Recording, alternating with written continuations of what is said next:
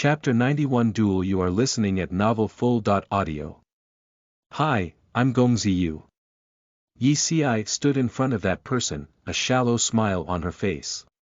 She extended her hand naturally and without reserve. The person she was talking to was a tall and robust elf with silver hair just like Yi Xi. However, his eyes were black.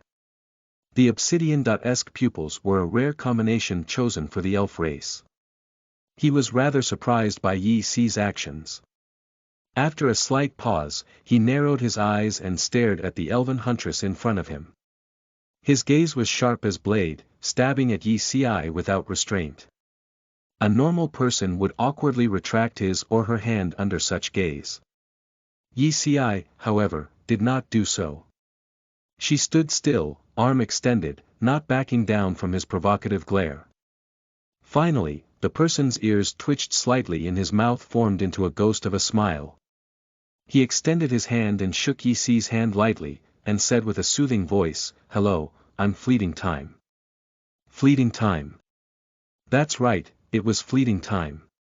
He was the Fleeting Time that was christened as the God of Hunters, the Fleeting Time that ruthlessly steamrolled over Yi Xi, and the Fleeting Time that Yi Xi could not find when she was ready for a rematch.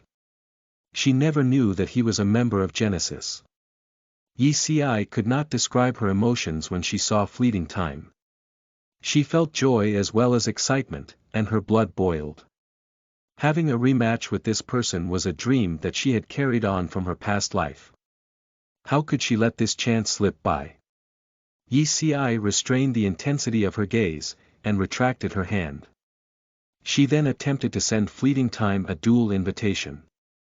The usage of weapons and abilities were prohibited in the arena earlier on, and it meant that they were unable to fight each other. But it might just be different this time. Gongzi Yu sends you a duel invitation. There were many styles of PvP within Fate. If both parties involved were in the same alliance, they would be able to attack each other once they turn on the massacre mode.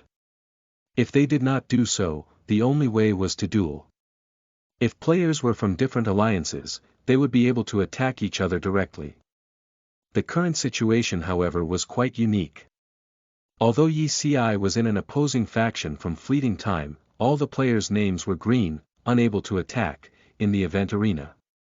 Under such circumstances, the only way they could fight each other was through a duel.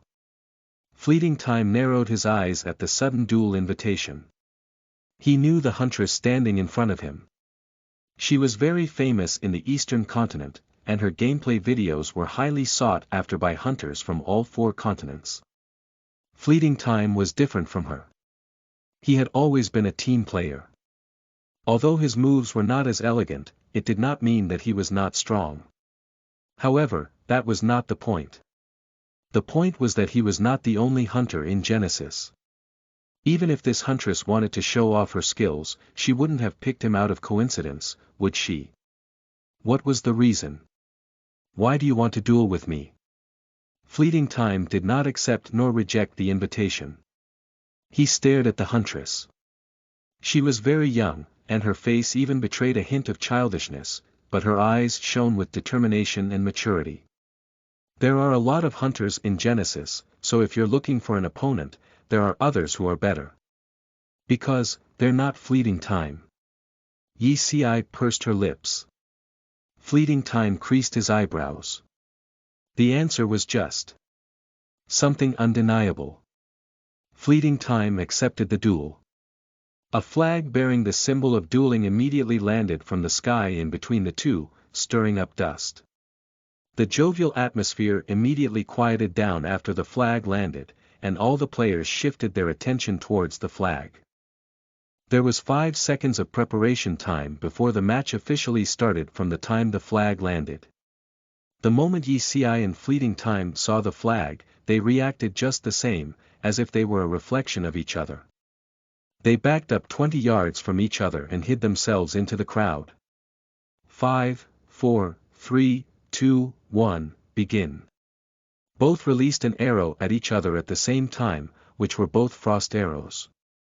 Both of them moved in the same direction, both of them darted between the crowd. They were like a reflection of each other in a gigantic mirror. One of them would always do what their opponent did. Yi Si paused momentarily.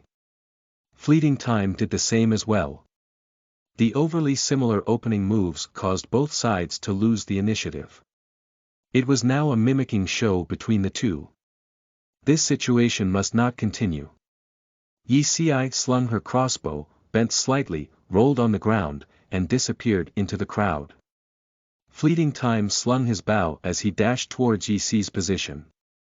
He darted through the crowd with incredible speed, quick as the wind. He suddenly leapt up, nocked an arrow, and fired it into the crowd. Although they knew that they would not receive damage from the combatants in a duel, the crowd became scared and dispersed immediately, exposing Yi Si who was stealthed in their midst. She wouldn't have been discovered under normal circumstances, but it was as if Fleeting Time could see his opponent who was in stealth. His arrow flew right towards Yi Si. Yi Si had not wanted to move.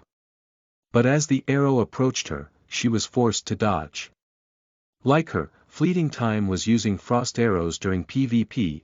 If she was hit by that arrow, her movement speed would be reduced by 50%. In a duel between hunters, speed was of the essence. Once her speed was reduced, Yi Si would have already lost the battle. That was why Yi Si shifted herself without hesitation, and dodged the arrow. Thwack! An arrow covered with frost landed where Yi Si just was. Paying no heed to the arrow, Yi Si jumped backwards. Her form emerged from stealth immediately. If she was Fleeting Time, she would definitely seize this opportunity to put down her opponent. If even she would do that, Fleeting Time, who was renowned for his ferocity and accuracy, would never let go of such a chance. As expected, as Yi Si leapt backwards, arrows chased her along her flight path. Fleeting Time's movements were so fast and precise that Yi Si even suspected that the guy had a built-in radar. Fleeting Time had hidden his level from the leveling ranking board as well. Although Yi Si could not see his level, she determined that his level was quite close to hers by observing his speed, the strength of his attack and how agile he was. In a situation where both of them were equals in a lot of places, the duel was particularly intense. Both of them had the same class, had the same level, and were using equipment of the same tier. Their skill level was equally matched, despite having different combat styles. The duel between the two was like a very marvelous documentary. The crowd that originally surrounded both the combatants had already dispersed, leaving both of them a large empty space. Damn, this is what you call a hunter educational video.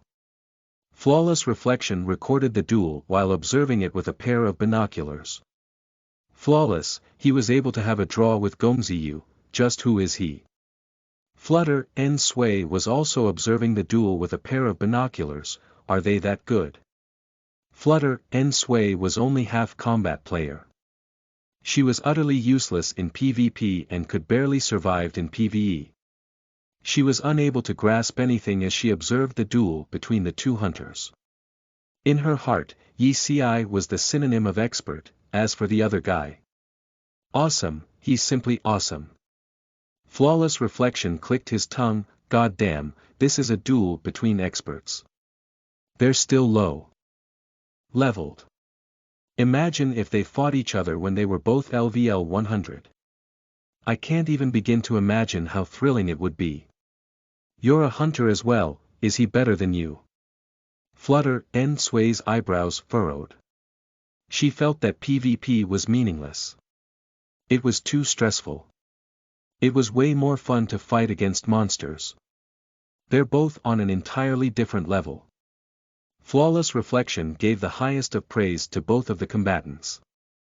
He lowered his binoculars and looked at Flutter N Sway. They're way better than I am. He then continued observing the two and said in a serious tone, I must work harder. I want to be one of the best hunters as well. The two were just reading each other too well, and both of them were unable to gain an advantage over their opponent. After 4 minutes into the duel, both of them had half of their HP left. Neither side was able to gain the upper hand. The time limit for a duel was 5 minutes. When there was no victor after the 5 minutes was up, the duel would end in a draw. Fleeting Time was giving his all into this duel. He had actually been fighting seriously when the duel had reached the 1-minute marker. Watching somebody fight in a video was entirely different from fighting the same player in person. Fleeting Time had thought that the Huntress fighting style was overly glamorous. It was directly opposite of his fighting style that was meant to deal killing blows to his opponent, while being not at all flashy. He had thought that Yi Si's flashy fighting style was utterly useless in combat and she would definitely be the first to get killed in a fight. But when he fought against her on this day, he had to admit that there was a reason that the Huntress was crowned as the role model for all the hunters. Her fighting style was flashy and elegant, but it was not just for show. Beneath that elegance lay a strong killing intent. Hey people! I'm finally able to post again. Done with orientation, oh yeah. But classes will start next month on the 3rd of July. I hope I could still do doubles until we get to 100 chapters. And it's Steam Summer Sale. Anybody wants to sponsor me something? Wink wink nah JK. If you think these 2 chapters are awesome and you want to throw in some rewards for the chapters, hit that sponsor button at the right side of the page yo. You can also support me on my Patreon page https://www.patreon.com/Jiminx and you know the drill, first in comment type, first blood. Chapter 92 Happy New Year. You are listening at novelfull.audio. Just as Yi Si had remembered, Fleeting Time's moves were like a lackluster blade. It might not look good, but it was definitely deadly. Yi Si felt that she had done her best, but Fleeting Time was still calm and composed. The time was up, and the system determined that the duel ended in a draw. Both of them exited combat status. Although the difference between their remaining HP was not high, Yi Si knew that her skills were slightly inferior to that of Fleeting Time. She had basically used all of the additional abilities that came with her equipment, but Fleeting Time was able to suppress her with the Hunter's original ability, not allowing her to gain the upper hand. If the duel lasted for 8 minutes, or even 6 minutes, it would not have ended with a draw. She would definitely be the one who had lost. Thanks for the lesson. Fleeting Time had already slung his bow. He walked up to Yi Si and extended his hand. Yi Si pursed her lips, which then formed into a slight arc. She then put her hand into his and said softly, I will surpass you. That seems to be quite unlikely. Fleeting Time raised his eyebrows. He squeezed Yi Si's fingers softly and let go of her hand politely. He turned around and left. Yi Si took in a deep breath and left as well. Both of them walked towards their own party. They acted as if it was just an ordinary duel, and in reality, it was indeed merely an ordinary duel. Fleeting Time, was she good? Absalom chuckled as he observed Fleeting Time's calm face. I heard that she's the best hunter in the Eastern Continent. She's good. Fleeting Time gave a very objective evaluation. She's still slightly inexperienced, but... He then paused. But what? Fleeting Time recalled every moment of his duel with Yi Si, and shook his head, nothing. He replied as he looked back. The Huntress was walking slowly towards her own party. If he was not wrong, she had the potential to be a first-rate hunter. It seemed that he had quite a lot of competition. Guild leader, that was definitely an educational video for hunters. It's just amazing. The members of Upwards Ho were still chattering joyously. Although Yi Si had a draw with Fleeting Time, it did not affect their mood. They were happy that they had won the first place of the Dragon Dance competition. Yi Si only shrugged. She did not wish to spoil the cheerful mood, it was just a duel, nothing educational there. Baimo noticed something wrong with Yi Si's expression. He walked to her side and asked in a low voice, what is it? You feel bad over having a draw? Yi Si pursed her lips. She had no way of telling Bai Mo that fleeting time was one of the milestones in her life that she had worked so hard, but failed, to surpass. She was slightly saddened by the fact. Noticing her mood, Bai Mo did not say much and instead patted her. "It was just a duel, don't let it get to you. They're from the Western continent, you'll have more chances in the future." Exactly. They were enemies, and she had a lot of opportunities. With that thought, Yi Si's spirit was lifted. That's right, it was still in the early stages of the game. She would have more chances to face off against him. The next time she met this person, she would not lose. It was unknown that if it was intentional or unintentional, but the award ceremony of the competition was delayed until the duel ended. Just when Yi Si was being gloomy, Wang Jiangnan's voice rang up again. "What an exciting duel. It sure added more fun to our event. We would now like to invite the top 3 leaders of the lightweight tier to the stage." Although the duel was intense, and Fleeting Time, who had always kept a low profile, had left a deep impression in the hearts and minds of all the players, it was not a PvP competition after all. It was a New Year's event. The duel was fun to watch, but the one thing that everybody present cared about most were the prizes. The event was basically at its end by then, but there was still a tiny episode left. Every leader who accepted the award would have the chance to say a few words. Most of them said the same old stuff, thanking various people for their success. When it was Bai Mo's turn, he cleared his throat, smiled at the gorgeous MC, and asked in a low voice, "Is it okay for me to say anything?"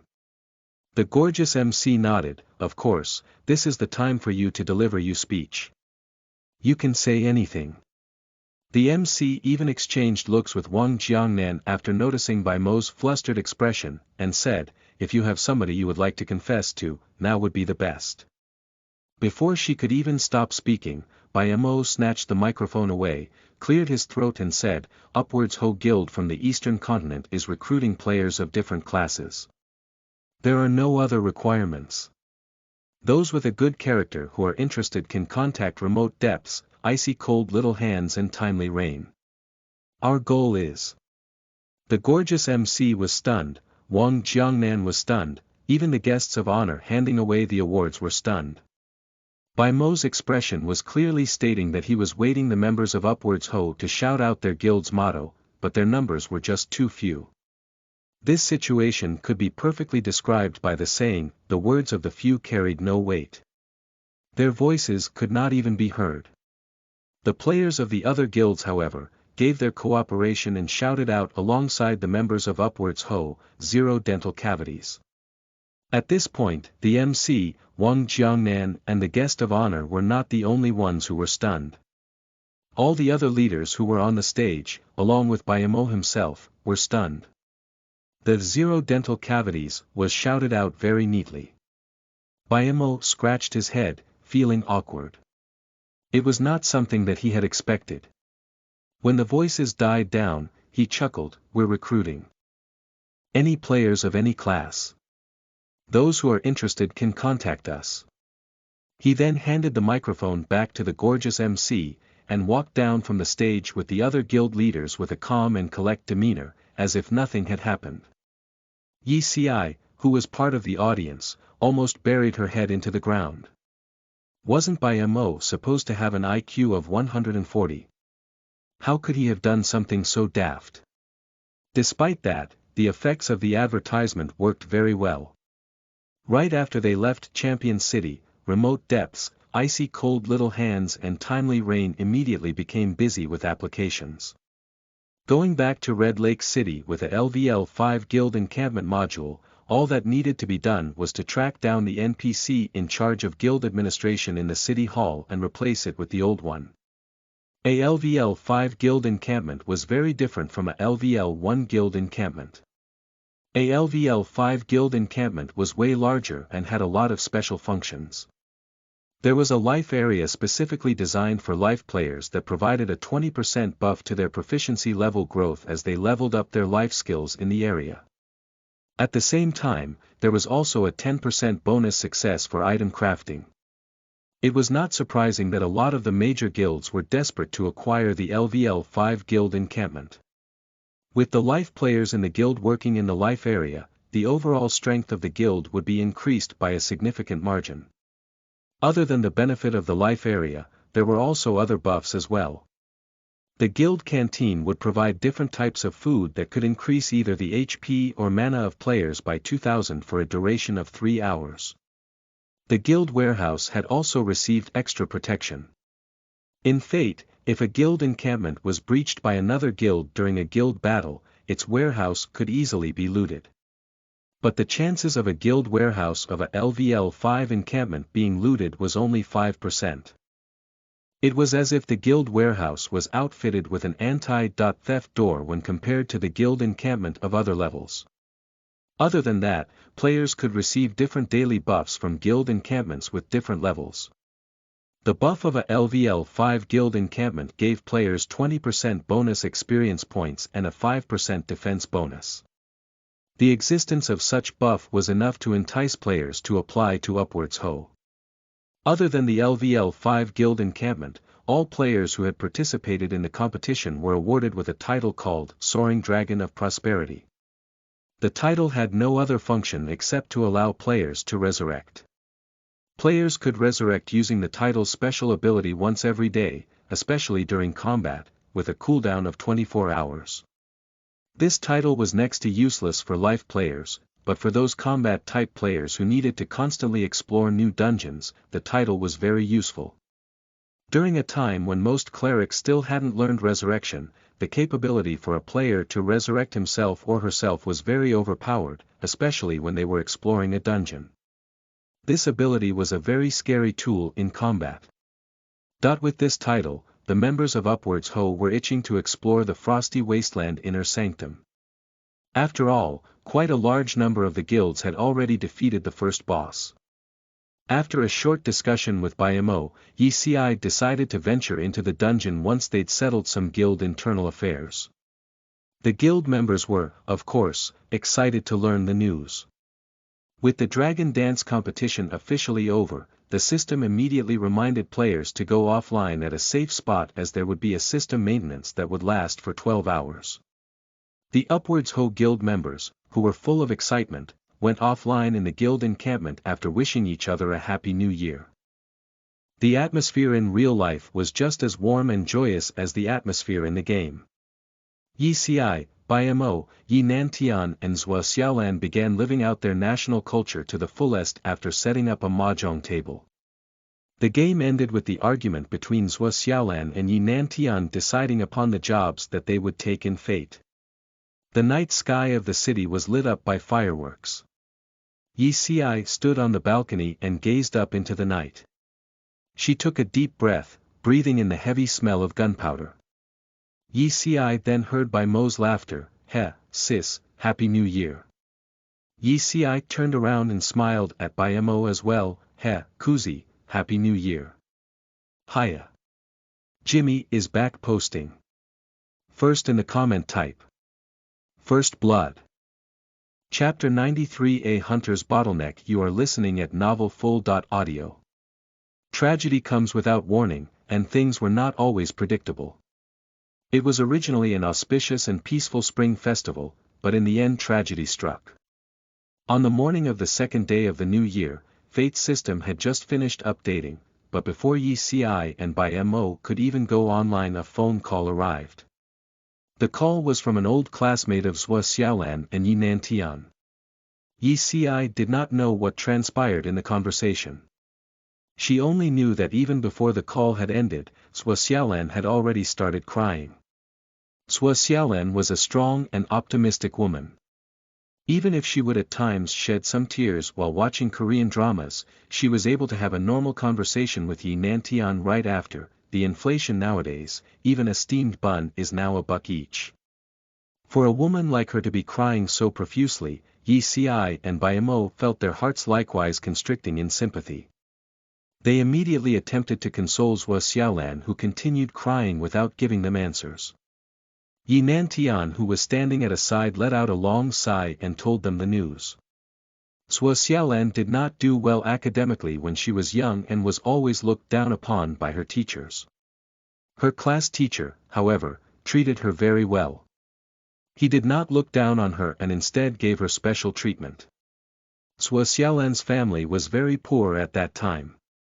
When her pants were cut open during the winter and her family could not even afford to repair it, her class teacher simply bought her new ones. It was because of her class teacher that Sua Xiaolan managed to graduate from high school. In Sua Xiaolan's heart, her class teacher Mr. Tan was like a second parent to her, and she would always pay him a visit every year. In fact, Mr. Tan had treated every student very well, and he was well respected among the student body. Mr. Tan's family was on a plane trip to Europe for a 10-day vacation when the flight was met with mishap. There were no survivors. The only remaining member of the family was Mr. Tan's grandson who was sick at home. The class rep immediately contacted all their classmates by phone once he had learned of the news. Sua Xiaolan was the first to be informed as she was closest to the city that Mr. Tan was living in, and that was also the reason why Sua Xiaolan broke into tears. Sua Xiaolan could no longer sit still. She stood up and began packing her bags, preparing for a trip to City A. No one stopped her, and Yi Nantian began packing his stuff as well. Yi Ci wanted to go along, but she was stopped by Mo. "All right, I'm going, you stay at home." "I'll go, you stay." Yi Ci shook her head. "Forget about it. It's the new year, there are people everywhere. If a little girl like you tags along, uncle has to take care of auntie and you at the same time, don't go and create more burden for him. If I go, at least I'll be able to help out." Biamo patted Yi Ci on her shoulders. "Besides, it's the new year. No restaurants are open, what do you want me to eat if I stay home alone?" Noticing that Yi Ci was about to protest, Yi Nantian spoke up, "Little Ci, just listen to Biamo, stay at home and look after the house." Since even her parents had spoken, Yi Ci could only agree to it, despite feeling worried. The trio headed straight for the train station after they were done packing their stuff. As City A was quite near, they were able to buy tickets for the train quickly and by 3 p.m. they would be on a train to City A. By the time Yi Ci got home from sending the three of them off, it was already 2 in the afternoon. She was still worried, and even called Mo and insisted that he call her back the moment they arrived at their destination. After a simple meal, Yi Ci went online. The game's update was completed. The update opened the guild battle system and the nemesis system. It meant two things. Fate was not afraid of their players fighting, and Fate was encouraging fights between players. Other than that, one of the most significant updates was the changes in the cities. An exchange bank had appeared unnoticed in almost every city, with new special NPCs. With Red Lake City as an example, an exchange bank appeared right between the shops that Yi Ci had bought, and the city instantly became bustling with life. There was previously only one exchange bank in the eastern continent, situated in Champion City. Players who wished to exchange real-world cash with game coins could only perform their transaction in Champion City, no matter where they were from. It was just too money and time consuming to travel to Champion City. With an exchange bank open in every city, players no longer had the need to travel far away to Champion City. With that, the player population in Red Lake City soared. After all, there were quite a few maps around the city that yielded a lot of items, as well the presence of several small dungeon clusters nearby. A number of far-sighted guilds had recognized the strategic placing of Red Lake City and moved their guild encampment to such a backwater place, bringing with them prosperity. As she walked in the packed western district, Yi Ci's eyes narrowed as she surveyed the shops around the exchange bank. She felt an unspeakable joy in her heart. It was her one true moment when she felt that being someone who reincarnated paid off. The guild chat was livelier than usual after Mo's advertisement. A lot of players had applied to join Upwards Ho, adding a lot to the workload for the administrator's icy cold little hands and timely rain. Yi Si had to apologize to them in by Mo's stead and explain to them the reason leading to his inactivity. The duo, however, laughed candidly. Gongzi, what are you talking about? Having upwards Ho. Being one of the major guilds in Fate has always been our wish. Feeling guilty that she was unable to help out, Yi Si directed Overflowing Ink and Mi Lu to tighten up the training schedule of their party members for Upwards Ho's push into the Frosty Wasteland Inner Sanctum 5 days later. After receiving their instruction, the two immediately marshaled their parties and headed to the Frosty Wasteland. Not only were the two good commander material, they were hardworking and eager to learn. They'd managed to forge Upwards Ho players from a ragtag band of amateurs into a well-oiled fighting machine. Yi Si had even heard from Bai Mo that they'd cleared the Frosty Wasteland hard difficulty. This deeply impressed Yi Si. As a dummy vice leader, Yi Si felt that that was the only thing she could do. She was already LVL 29, which was the bottleneck for hunters. The main cause for that was the limitations in terms of talent points. There was literally nothing special for hunters during their LVL 29 to LVL 35 stage. This, however, did not hinder Yi Si that much as her talent points were way higher than that of an average hunter. The second cause was the limitations, and it came to skills and abilities. The skill books yielded in the current stage were not good for hunters. In actuality, all the other classes were affected, but the hunter class was the one affected the most. Skill books suitable for the current stage were just very rare and their prices were high. Luckily for Yi Si, her level advantage meant that she was able to acquire the skill book from auctions before everyone else. Despite that, the two skill books that were sought after by Yi Si had not appeared. One of them was an AoE damage skill called Random Shot, while the other was a skill used for ambushes and pulling monsters, Disguise. Yi Si refused to believe that not even one of either skill book had dropped. People were just too smart and they knew that skill books were very valuable. This was not a knowledge exclusive to a reincarnator like Yi Si, but was known by all administrators of the major guilds as well. If they came across such skill books, they would of course store it up. Who in their right mind would sell them away? The last problem faced by Yi Si was in terms of pet. One of the key things for a hunter to be successful was pets. Pets were not that easy to rear in Fate. It would be a waste of time and money if a hunter would wantonly obtain a pet and in the end it was useless. As a result, places that spawned elite monsters would be crowded with hunters that were looking for pets. OL3 was a good pet, but he was an elite monster from a LVL 10 dungeon. Even if its growth was great, it was less desirable at the LVL 30 milestone. The situation was especially true when Yi Si was trying to solo a dungeon. OL3 could barely tank against the monsters anymore. Yi Si had planned to find a pet tamer to try and evolve OL3 as his intelligent attribute was very rare. Unfortunately, Yi Si had not found any pet tamer NPCs. Her top priority now was to obtain a good pet. There were a lot of choices for a hunter's pet. As long as they were wild animals, they could be captured.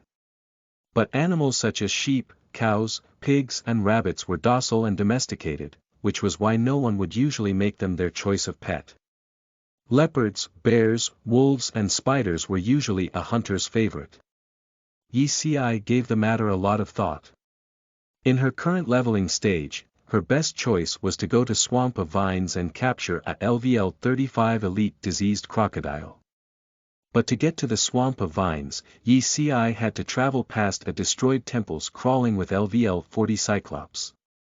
These monsters were adept in seeing through feigned death and disguise. Yi Si was only LVL 29, it would be suicide for her to venture into the area. Acquiring a crocodile seemed to be a lost cause.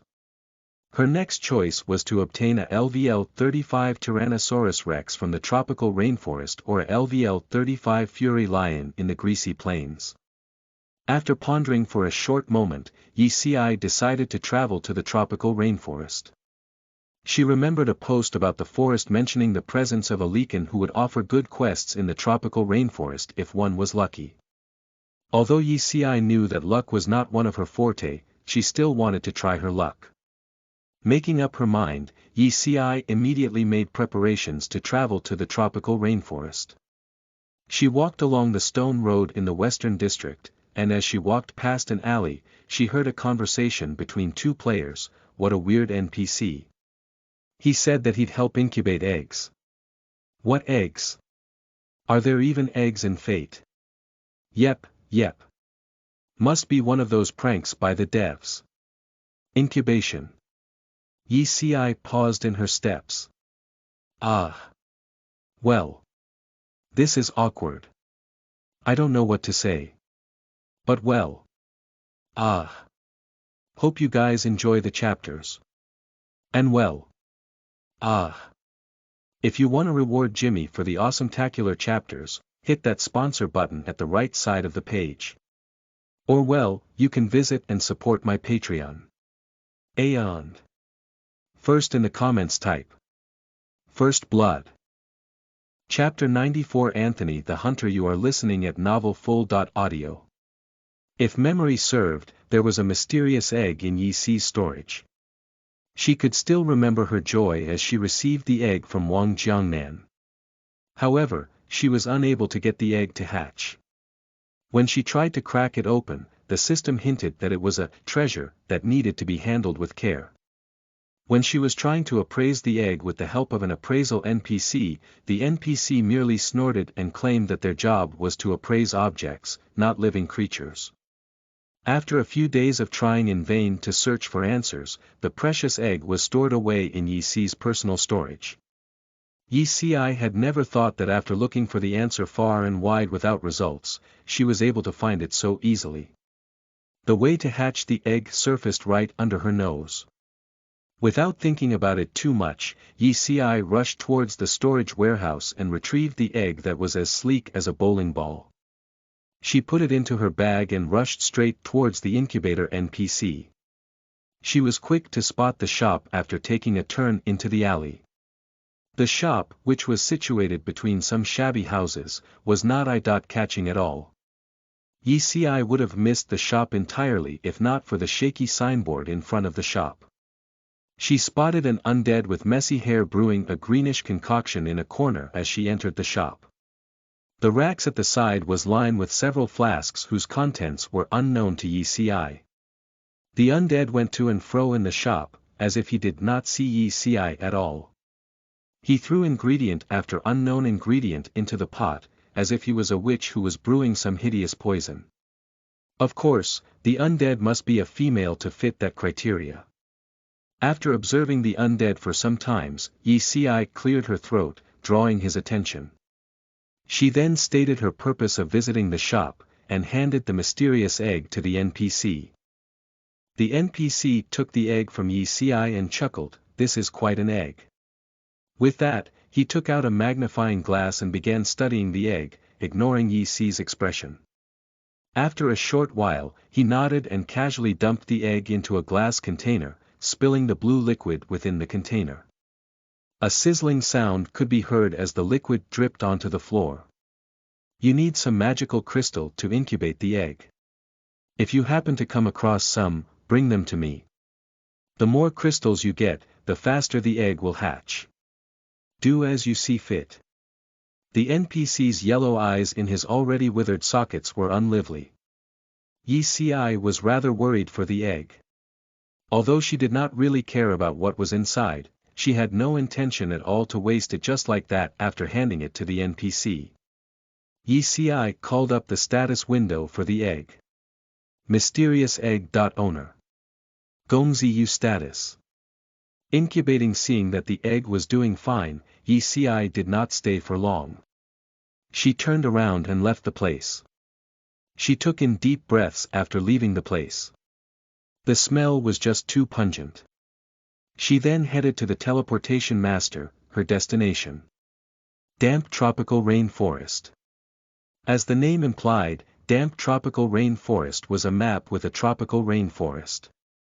Unlike the other forests, however, the map was hot and stuffy, and would rain constantly as well.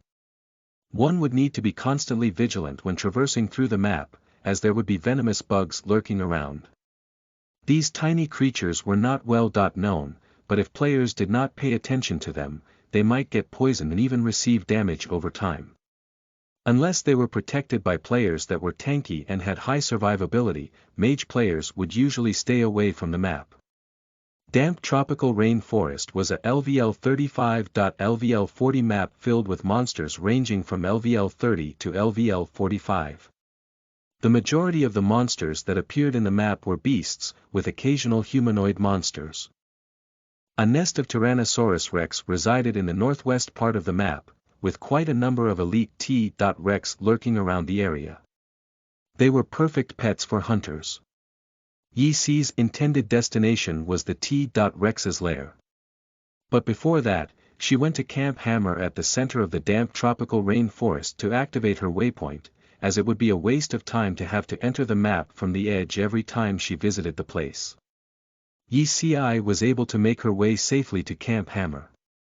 There were a lot of quests offered in the camp, but most NPCs refused to hand them to Yi Si as her level was too low. In Fate, even if one could not receive a quest, one would still receive a hint about an available quest. The NPCs would be able to tell a player's level.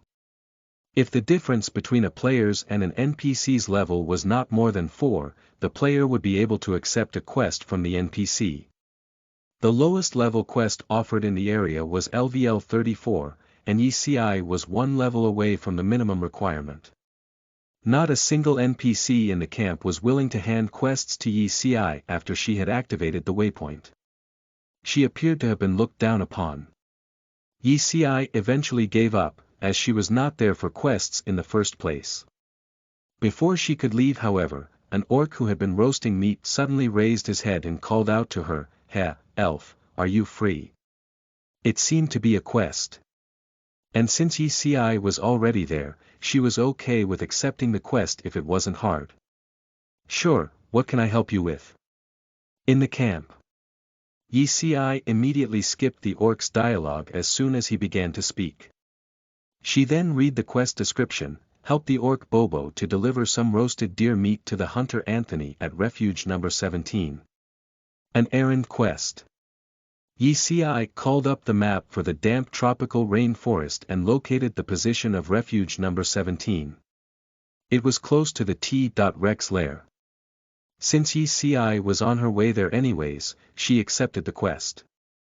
The quest, however, wasn't as easy as it seemed. Refuge number 17 was located on a very steep mountain with a very eye-catching stone tower at the top that served as a landmark for travelers. Yi Si could see Anthony at the top, but how could she get up there? She had not learned climbing yet, but she could still jump her way up to the top of some of the lower hills. She was unable to climb a tall and steep mountain. After observing her surroundings, Yi Si spotted vines hanging from the side of the mountain. It was one of the good things about a tropical rainforest. There were a lot of vines around. This quest would be hard had it been a desert area. Yi Si began to climb up along the vines. Her speed was slow and her effort tiring, as she had not learnt the skill, climbing. After much struggle, she had finally reached refuge number 17. The first thing she saw was the dispirited Anthony sitting beside a flickering bonfire. She handed in a quest and received a few silver coins from Anthony as a reward. "Elf, are you a huntress?" Anthony stared at Yi Si and asked. "Yes." Anthony nodded and let out a long sigh. "What is it? Is there anything that I can help you with?" asked Yi Si. NPC behaviors such as sighing, smiling or hesitation while speaking were signs of a quest. "I'm the camp's hunter." Anthony began to tell Yi Si his story while eating the roasted deer meat. He did not appear sad at all. It turned out that the hunter was not quite skillful in his job and was looked down upon by the residents in the camp. He had boasted that he would be able to kill a T.Rex in a drunken stupor. He headed to the T.Rex's lair, but before he could even begin his hunt, he lost his bow. He asked for Yi Si's help to retrieve his tool, and bring back to him a piece of T.Rex meat as well. The reward for completing the quest was a casing with unknown purposes. After accepting the quest, Yi Si descended carefully down the mountain. She tread carefully in the forest and soon reached the T.Rex lair. It was a huge grass nest with a few unhatched eggs. A few green-skinned T.Rex were lurking around the area. There was a shiny object on the ground not far away, which appeared to be Anthony's belonging. Yi Si observed the T.Rex, and noticed that they were all LVL-35 elite beasts. Although they were tough, they acted alone. Yi Si had no problem taking them on one at a time, but their rate of respawning was a problem. She summoned OL-3, laid down some traps, activated some buffs and cast Empowered Hunter's Mark, then began attacking the first T.Rex. It was quite an easy task for Yi Si. Her abundant talent points and superior equipment meant that her strength was that of a LVL-35 player, and she was able to slay a T.Rex without much difficulty. The LVL-35 Elite T.Rex gave her quite a few experience points. She was rewarded bonus experience points for each kill due to the level difference. Before long, the T.Rex in the area had turned into experience points that flowed into her experience gauge. She harvested the dinosaur meat from their carcasses and then retrieved Anthony's tool. Yi Si then looked at the eggs in the nest. Could they be hatched into pets? Yi Si pondered. She couldn't hold herself back from touching the eggs in the nest. Just when she was about to reach them, a growl emanated from her back. Yi Si immediately tumbled to a side and turned around towards the source of the sound. What she saw was a pair of cold, malicious eyes staring at her. Hi people. This is the first chapter for the month of July. Thank you for all who supported Reign of the Hunters last month. We hope that you'll continue to stay with us until the end of this novel. Yippee. Sorry that I've not been posting for like 5 days, school starting and everything is hectic and all. And I somehow got sick. I'm a little bit behind the schedule, blushes, and I hope that you guys could bear with me. Anyways, I present to you chapter 94 with a cough Cliff. Hoo. We'll release chapter 95 ASAP, no worries XD, and well, if you want to reward the Roth team for our work, hit that sponsor button on the right side of the page. See you guys next chapter, and in the comments. First one in the comments type. First Blood. Chapter 95 Half-Eyed Garrison. You are listening at NovelFull.audio. Yi Si immediately felt the pores of her body opening, and the tiny hairs of her body stood straight up as well. All the cells in her body were telling her that danger was approaching. OL-3 had obviously detected danger as well. It arched its hind legs and stretched out its forelegs, raising its backside slightly.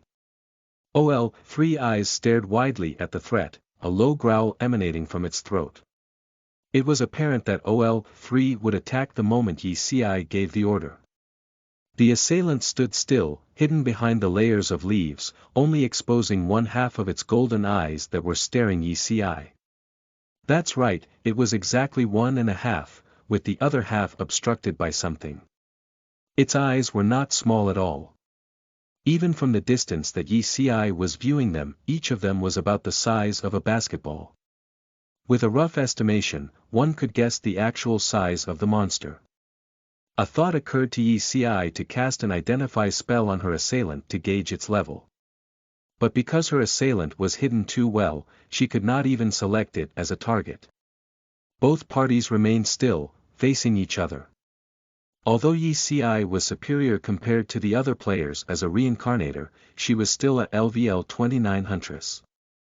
The world in a web game is very different from the world of Xianxia or cultivation. A player's strength came from a combination of his or her mechanical skills, abilities and equipment. It was impossible to suddenly gain strength all of a sudden out of sheer force of will. The rules in a web game were something inflexible. If you're LVL-29, you would still have the performance of only LVL-29, no matter how well you play your character. If one wishes to play a LVL 29 character like a LVL 31, sorry, it was impossible. In Fate, the max level penalty was set at 20 levels. In other words, a LVL 29 player could defeat an opponent of up to LVL 49 with all their means and buffs available to the player, but as soon as the player faced a LVL 50 opponent, everything the player had would be disregarded. No matter how hard you tried, you would not be able to defeat that opponent. You would not even be able to break its defense. In situations like this, a player should not expect a sudden surge of strength to defeat his or her opponent like what one would expect in a fantasy or cultivation novel. The only choice a player had was to run away as fast as you could, or suffer the consequences of losing experience points and dropping equipment. Yi Si was slightly panicked when she was unable to even target her opponent. Under such circumstances, when her opponent was untargetable, there was another reason other than the geographical factor. Her target was too large. Yi Si roughly calculated the distance between herself and her assailant. She concluded that it was not the time to fight it head-on. It was best for her to retreat when their distances were still far apart. Yi Si moved slightly backwards, appearing as if she had not moved at all, but her body had already shifted for at least 2 yards. The pupils on the pair of cold golden eyes contracted visibly. Fate was a virtual reality game claimed to be unprecedented. The game's attention to detail was superb. With the beast-type monsters as example, you could see with your eyes the glossiness of their fur, feel the softness with your very own touch, and their pupils will change according to the surroundings. If Yi Si remembered correctly, when a beast-type monster's pupils contracted, it was either angry or it was a sign that the monster was going to attack. Yi Si did not dare to move. Her enemy was hidden while she was in the open. Acting rashly was not a wise choice. A shiver-inducing roar emanated from behind the trees. The leaves shuddered and Yi Si could finally see the face of her enemy. It was a huge face with pitch-black skin that had a surface as rough as rock and one half-lidded eye on both sides of its face. What was more terrifying was the monster's gigantic mouth, and the white teeth that were as sharp as daggers. The face was familiar, as it was quite similar to the few monsters that she had slain. But compared to this fellow, they were tiny. That's right. It was the face of a T-Rex. It was the face of a gigantic T-Rex. What is a Tyrannosaurus Rex? In an introduction of the animal kingdom, it was a ferocious carnivore, and the natural predator of all dinosaurs. Of course, in the game, it could not just walk up to another dinosaur, chomp down on it, and then open its mouth wide and tell you that the meat was delicious. But it could definitely kill Yi Si with one hit. Yi Si took in a deep breath as her enemy appeared. She could finally select and target the enemy. She cast Identify, which succeeded. It meant that the dinosaur was not 20 levels ahead of Yi Si. She immediately felt relieved. It seemed to Yi Si could defeat it once she found a suitable spot to kite it. But, that thought only lasted up to the moment before Yi Si took a look at its stats. After reading through the stats of the T-Rex, Yi Si immediately made the decision to retreat. Half-Died Garrison. Race. Dinosaur level. 48 category. Epic monster abilities. Tearing Bite, Tail Whip, Stampede, Tremor. Epic monsters were on an entire level than a normal monster. An epic monster's strength would usually be 3.4 times its level, meaning that Half-Died Garrison had the strength of a LVL 150 or even LVL 200 monster.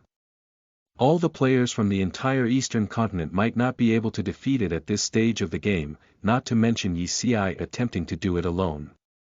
Only a fool would try to show off and be a hero in the face of such opponent. Yi Si felt odd.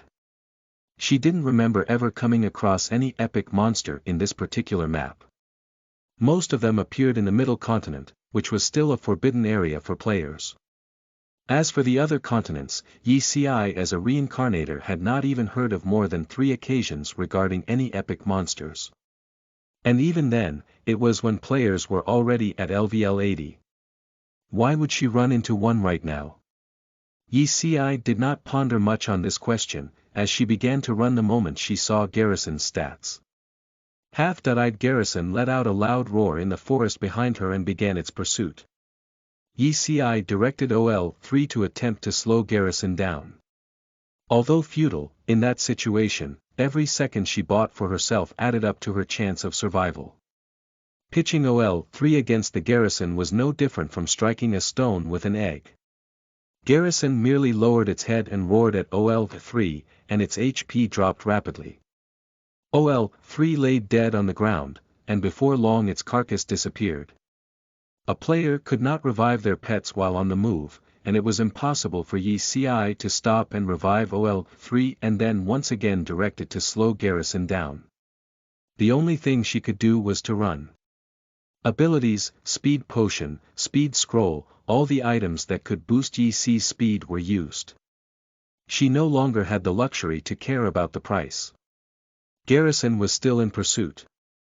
Just as it was about to catch up with Yi Si, her charge ability's cooldown was ready, and she immediately activated the ability, dashing an additional 20m forward.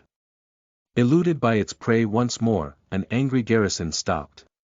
It raised its head, let out an angry roar, and stomped on the ground with its thick and strong right leg. The epic tier skill Tremor rocked the ground. Multiple cracks spread out in all direction with Garrison as its center, with a radius of 30 yards.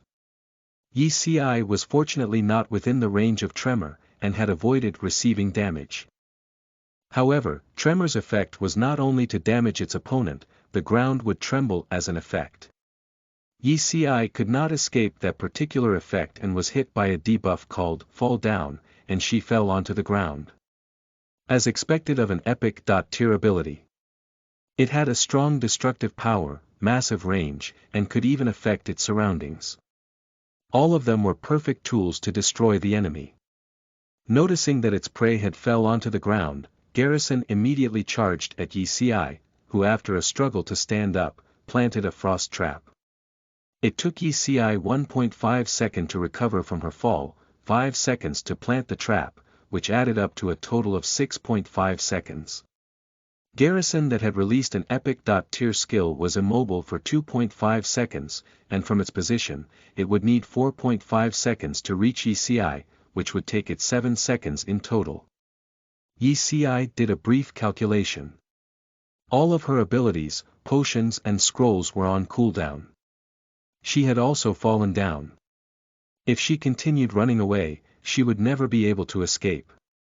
That was why Yi Si had decided to take the risk and plant a frost trap. The level difference between Yi Si and Garrison was 18. Despite being an epic monster, it could not ignore the rules of the game no matter how strong it was.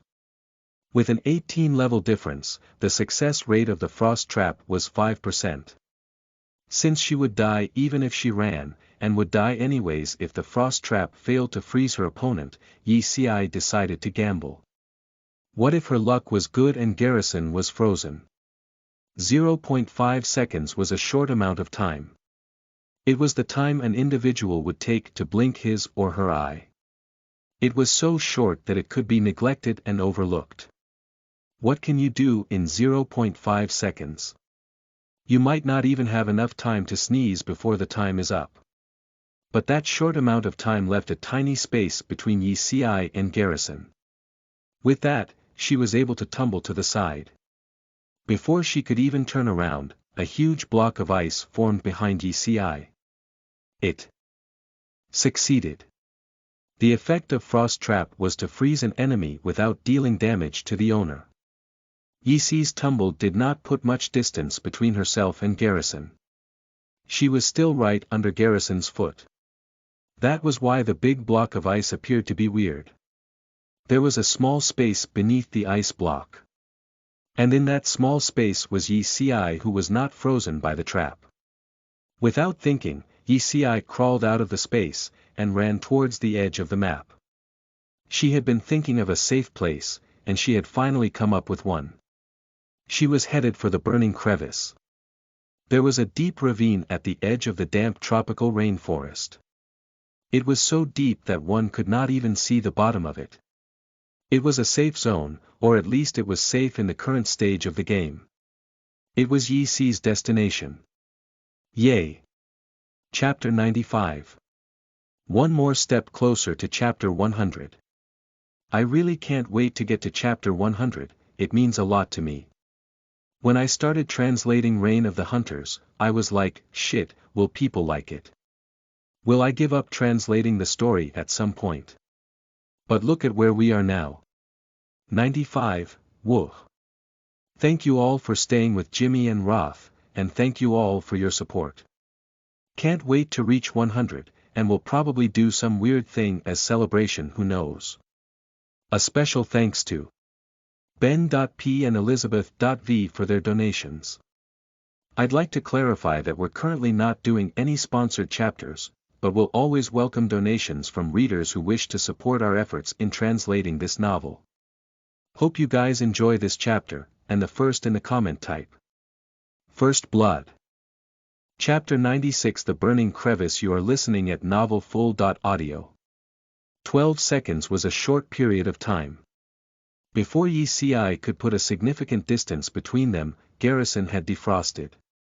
Apparently Garrison was completely angered by Yi Si. After the ice melted away, half-eyed Garrison let out a roar. The roar shook the sky itself, creating sound waves that swept through the forest. Despite Yi Si's best effort to run away, she was unable to escape the effects of the sound wave and her HP dropped rapidly. This fella is truly OP. Yi Si cursed out loud, and immediately drank a health potion to replenish some of her HP. She then continued desperately dashing forward. Garrison was just too big. In front of such a massive creature, it was just a waste of time for Yi Si to even try to outmaneuver Garrison with her balance and agility. That was why Yi Si gave up on maneuvers like jumping around on tree branches, and instead opted to just dash madly through the forest. There were a lot of tall trees in the forest, and Yi Si would always dart through between them. This hindered Garrison, who was in pursuit, greatly, and managed to slow it down. The temperature of the air was rising rapidly. As Yi Si ran, perspiration formed on her forehead and flowed down through her hair, seeping into her leather armor. The wet feeling surrounding her body made Yi Si uncomfortable. She raised one of her arms, wiped away sweat from her face, and drank another speed potion. If she was running in the correct direction, she was getting closer and closer to the burning crevice. A normal monster would stop chasing after a player once they'd moved out of a certain range. They had their own territory, and couldn't be bothered with leaving the place. Epic monsters, however, were different. They had the same behavior as dungeon monsters. As long as you're not dead, they'll never give up. But even the monsters in dungeons were conscious about their range limit. As long as you leave the dungeon, you're safe. An epic monster, however, was a different story. It appeared in the wild, and could move anywhere in the map. As long as you weren't dead, as long as you didn't flee into a dungeon, its aggro would always be on you, and you could never escape from it. Half-eyed Garrison was irritated by the thick branches, and he suddenly jumped up. Of course, his jump height was lacking, but that was not the point. The point was that when it landed, Garrison swept its tail that was as thick as an electric pole at the trees. The movement of Garrison's tail produced sharp gusting winds that stung the back of Yi Si's neck. Sporadic cracking sounds followed after the wind. Yi Si stole a glance backwards, and saw that all the trees around Garrison, no matter how thick they were, had all fallen, forming a fan-shaped clearing. It was a horrible sight to see. Yi Si cursed inwardly. She could imagine that if she was hit by the skill, she might have died without even having time to feel the pain. Waves of heat assaulted Yi Si's senses.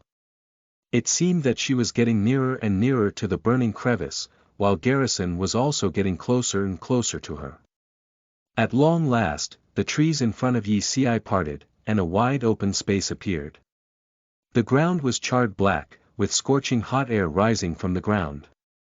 Yi Si took a deep breath and jumped down the crevice. Quicker than words can tell, right at that moment before Yi Si leapt into the air, Garrison activated another epic tier ability, Stampede. He shot out like an arrow discharged from a bowstring. No, it was more like a derailed atomic bomb, dashing towards Yi Si.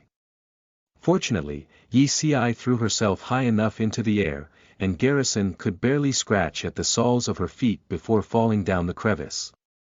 Yi Si took in a deep breath, it was too dangerous. Had Garrison collided with her in midair, she would have been killed. Despite dodging Garrison's stampede, Yi Si still had to obey Newton's first law. She fell into the crevice right after Garrison.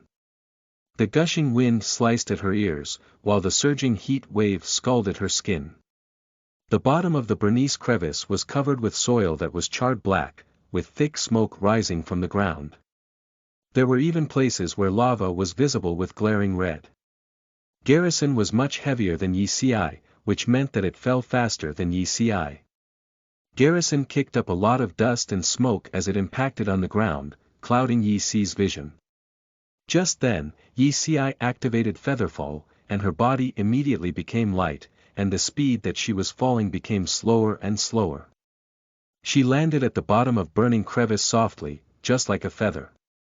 According to the National Library, the crevice was carved out by Naga's claw, which had charred the ground with its demonic energy, and the resulting flames burned for years, maintaining a scorching temperature. Anything that set foot on that plot of land would lose HP rapidly as a result of the burn. The place was just too hot. Yi Si was sweating even more than she was previously. Before long, a dehydrated status appeared in her status bar, and the movements of her body became slow. She took out a bottle of refreshing spring water and drank a mouthful. The refreshing spring water immediately brought refreshment to Yi Si, and she greedily gulped down more of the sweet spring water. After taking care of the debuff, Yi Si began searching for the carcass of Garrison. She had landed a kick on Garrison during the fall. She did not know if she dealt any damage, but if she got lucky, then all the equipment dropped by Garrison would belong to her. Although the odds were not on her side, Yi Si could still feel the joy just by thinking about the equipment that would be dropped by an epic monster. Yi Si was able to locate Garrison quickly. It fell not far away from Yi Si, but was hidden behind a gigantic boulder, which was why Yi Si did not see it right away. After climbing onto the boulder, Yi Si immediately discovered that her hopes of getting her dream equipment was gone. Because that fellow was still alive despite falling down from such a high place. 90% of its HP was gone, but it was still alive. It laid on the ground, gasping for air. The rise and fall of its stomach was slow. It seemed that it was still quite alive. Perhaps Garrison had not seen Yi Si, as when Yi Si climbed onto the boulder, Garrison did not move at all. It laid still, gasping for air. Do I kill it? A thought arose in Yi Si's mind, but she immediately gave up on the plan. It was an epic monster. Even if it had like 10% of its HP life, Yi Si had no means to kill it. Even if she could kill it, it would take her several hours to do it. But this place that they were in had a burning effect. It was not a good place for a prolonged fight. The thing that Yi Si was wary about the most was that this monster could move, and would definitely kill her if she was spotted. It was definitely not worth it. After pondering about her possible actions, Yi Si decided that it was better for her to run away. Even though it was an epic monster, even though the equipment dropped by this monster was mouth-watering, Yi Si was at a disadvantage and she was running out of potions. She would definitely lose her life in a prolonged fight. After reaching a decision, Yi Si turned around to leave. But right at that moment, she slipped and a rock rolled down the slope. An alarmed Yi Si tried to catch the rock, but she failed. The rock tumbled towards Garrison's leg. Oh shit! Yi Si immediately ducked down, pressing herself close to the boulder, and activated disguise. Her body immediately blended as one into the background. Yi Si remained still while fixing her eyes on the rock, which smacked into Garrison. Yi Si closed her eyes, praying that she would not be discovered by Garrison. However, it was very unlikely as their 19 levels difference meant that Garrison could see through her disguise very easily. What Yi Si had not expected was that Garrison simply trembled slightly when the rock connected with its leg. This was very peculiar. Epic monsters were usually very sensitive to their surroundings, but it did not even move when the rock connected with its leg. The word abnormal could not even fully describe the situation. Yi Si felt the urge to cast Identify on Garrison, but such action would deactivate her disguise. What if she was discovered? Making up her mind, Yi Si jumped out and tumbled behind another rock. After a few seconds, Yi Si slowly rose up and cast Identify at Garrison after sensing no activity. Garrison's status popped up before her. Half-eyed Garrison race. Dinosaur level. 48 category. Epic monster abilities. Tearing Bite, Tail Whip, Stampede, Tremor status. Crippled HP. As expected of an epic monster. Even when its portrait was showing that it had only 10% of HP left, the exact amount of its HP was still hidden. Yi Si narrowed her eyes at the status that had caught her attention. Crippled. Crippled, as in unable to move. Yi Si had pulled such a thing off on Wandering Cloud, and the results were very remarkable. She had not expected such a thing to happen to an epic monster. However, that was not the point. The point was that being crippled meant one thing. Epic monster or not, Garrison, that was unable to fight back at its current state, was like a lamb waiting to be slaughtered. There you go people. Jimmy proudly presents Chapter 96. Well, I guess I still managed to churn out like 3 chapters this week despite the tight schedule. Are you guys proud of me? Shameless XDD anyways, hope you guys enjoyed this chapter. If you want to reward the team, especially Jimmy, for the hard work, hit that sponsor button at the right side of the page, as hard as you can. Or you can go to my Patreon page, link also at the right side of the page. Hashtag make Jimmy's Patreon great again XDD, how shameless, well you know the drill, first to comment type first blood. Chapter 97 Tamed. Epic Tier Monster. You are listening at novelfull.audio. Yi Si stood up. She steadied herself on the boulder, watching Garrison, who laid motionless on the ground, with a calm expression. Garrison stared back at Yi Si with its golden 1.5 eyes. Yi Si unslung her crossbow and took aim at Garrison. She, however, was unable to pull the trigger. Garrison was not acting how a monster normally would. The overly extraordinary eyes gave Yi Si an indescribable feeling. Right at that moment, Yi Si even felt that the thing that lay before her was not a monster, but a hero who once reigned over the battlefield and was now calmly waiting for its ultimate ending, death. At such a moment, Yi Si really had such an impression. She was not sure if she was ill, or was simply too immersed in the game. She had detected a hint of human emotion from Garrison. Since ancient times, heroes and beauties shared the same fate. They would never live to see the day their hair turns white. At this very moment, Garrison gave Yi Si the vibe of the sorrow of a hero who was past his prime.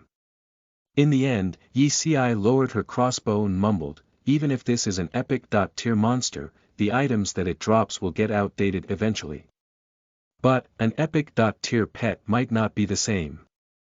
With that, she jumped down from the boulder and walked towards Garrison that was staring at her with its cold eyes, until she was within the range of Light of Enticement. She began to cast Light of Enticement, and a red halo appeared on Garrison's head. The casting time for Light of Enticement was 12 seconds, and was also affected by level penalty.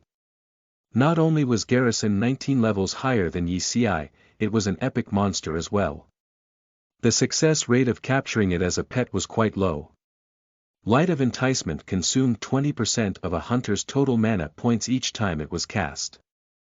It meant that one could continuously cast the skill 5 times. Yi Xiai had never had to worry about mana consumption due to her strength conservation passive ability.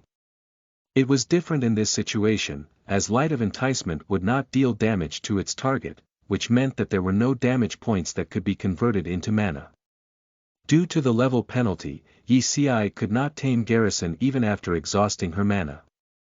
Ever since Yi Xiai had obtained the Strength Conservation skill book, she never brought any mana potions with her. That was why the only thing she could do was sit still and wait before continuing after exhausting her mana pool. After countless failed attempts, Yi Xiai was on the verge of falling asleep. As expected of an epic monster, Garrison, with its high defense and high HP, was able to survive the burning debuff in the burning crevice that would have been fatal to a normal monster. Being my pet is pretty good, at least I won't mistreat you. I'll feed you well, and you even get to fight alongside me. Don't you like to fight? Aren't you a violent one? Just come with me. If you die here today, it's not worth it. The boredom and her drowsiness drove Yi Xiai to talk to Garrison in an attempt to stay awake. She was not even sure if it understood her anyways. She was just looking for something fun to do so that she would not be bored. It was something weird, but after listening to Yi Xi's words, Garrison narrowed his cold eyes that had been staring at Yi Xiai. It went unnoticed by Yi Xiai, who yawned and continued speaking. They say that a bad life is better than a good death. Look at yourself, you're an epic tier monster. If you die here just like that, don't you think that it's not worth it? Epic tier, which is a high grade. I know. You don't want to be my pet. If it was me, I wouldn't want to do that either. I'm the king in the wild, I'll kill whoever gets in my way. But have you thought about something? The player's level will grow as well. Sooner or later they will defeat you. Even if you don't die today, you will die the next time you come across somebody else. I know that epic tier monsters only appear once. If you die here and now, it's game over. It's better to come with me. If you come with me, as long as the game does not go bankrupt, you can still show off your might to the world. How good is that? With that, Yi Xiai let out another yawn. She was too sleepy. There was 4 seconds left until the Light of Enticement could be cast, and her mana would be depleted again after that. It seemed that she would need to wait for her mana to regenerate again. After spending so much time, Yi Xi's mood began to grow sour. She swore to herself that she would not give up until this big guy was burned to death or was tamed by her. She wanted results, or all her efforts would be wasted. Garrison's eyes closed slowly, and it exhaled through its huge nose, its consciousness appearing to be dissipating. A dazzling golden light suddenly appeared around half-eyed Garrison, and a system notification rang out. You've successfully tamed half-eyed Garrison as your pet. Perhaps it was due to her countless failed attempts, Yi Xiai failed to react to her sudden success. After a short pause, she cried out in surprise, and immediately called out her pet's status window. Sure enough, other than OL3, there was another pet in her pet column. It was the black-skinned Goldeneye Garrison. Name: Tyrannosaurus Rex owner. Gongzi Yu level 1 HP, 1100/19320 stamina. 14,000/14,000 abilities. Taunt, Speed Up, Tearing Bite, Tail Whip, Stampede, Tremor attributes. Intelligent, Loyal, Blood, Thirsty, Violent, Keen special ability. Combat Steed Loyalty. 1 Dam, as expected of an epic tier monster. It could even be used as a steed. A normal steed couldn't be used in a battle, and players would need to dismount in a fight. But this epic tier monster allowed players to ride it into battle. How could it not be overpowered? Damn it, as expected of an epic tier monster. It had nearly 20,000 HP even at LVL1. Yi Xi's HP was nowhere near Garrison's, and she was already LVL 29. It was embarrassing. As Yi Si took a glance at her pet's loyalty, she couldn't resist the urge to curse. Damn it. As expected of an epic.tier monster. Even an elite or sub-elite monster would have 10 points of loyalty by default. But this guy only had 1 point of loyalty. It meant that if either Garrison or Yi Si died at that moment, Garrison would immediately escape. Speaking of the HP, when Yi Si noticed that it had only a very low percentage of its HP left, she had immediately attempted to heal Garrison with Pet Heal. But her mana was basically almost exhausted, and it got depleted after she healed Garrison to the point where it had 3000 HP. The only thing she could do was to take out some bandages to dress Garrison's wound at the back of its legs. She had observed its condition when she was casting Light of Enticement. There was a deep gash at the joint of the back of Garrison's right leg, which might be the reason it was crippled. Yi Si bandaged Garrison's wound while pouring the last of her health potions into its mouth. She was lucky that Garrison's size shrunk after it was tamed, or Yi Si's bandages would not be enough to bandage even one of its toes. Garrison stared coldly at Yi Si with its 1.5 eyes throughout the entire process, not showing even a hint of intimacy. Yi Si sighed, epic.tier monsters were just so difficult to serve. After her hard work, Yi Si once again cast Pet Healing on Garrison when her mana was replenished. Yi Si was able to completely heal Garrison with repeated attempts. She was so tired that she sat beside Garrison, leaning against it for support while gasping for air.